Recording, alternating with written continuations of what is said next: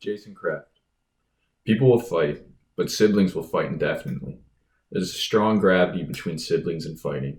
Our fists, feet, and even teeth always happen to get thrown or lodged into another sibling. It's an inescapable reality. The oldest sibling is the biggest, and thus the oldest is the strongest. My oldest brother, Tyler, used to run the sibling hierarchy like a Lego building tyrant. You could look at him funny and he'd punch you. You could walk past him and his foot would be waiting to catch yours. You could even be laying on the couch and he'd sock you one for relaxing. There's even one time I was hit for doing exactly what I was told.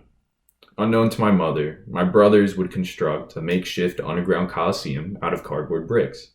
I was too young to fight, so I watched from beyond the bricks as they whacked each other with plastic lightsabers and hurled dodgeballs at one another in the name of glorious make-believe combat.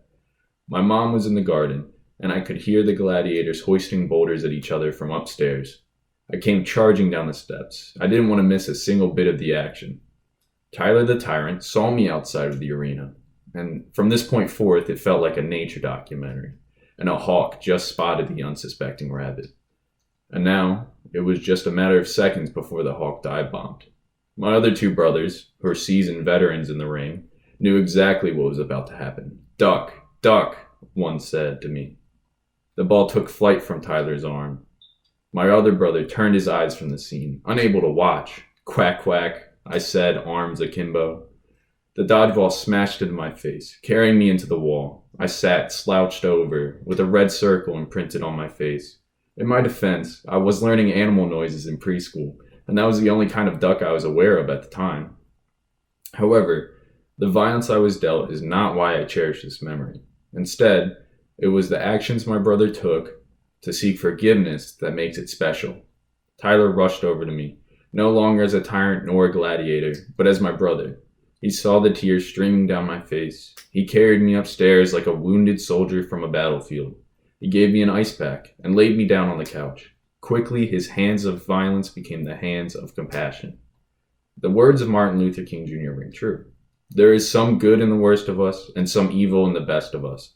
When we discover this, we are less prone to hate our enemies. Only through the worst of Tyler's actions did his best shine through, and his true feelings and intentions reveal themselves. It is without a doubt wrong for him to throw a ball at my face or anybody else's face, but it is extremely righteous for him to show compassion and concern after the incident. Despite this slapstick-like moment, there has been far worse injuries we've all suffered than a headache, but the capacity to forgive always remained.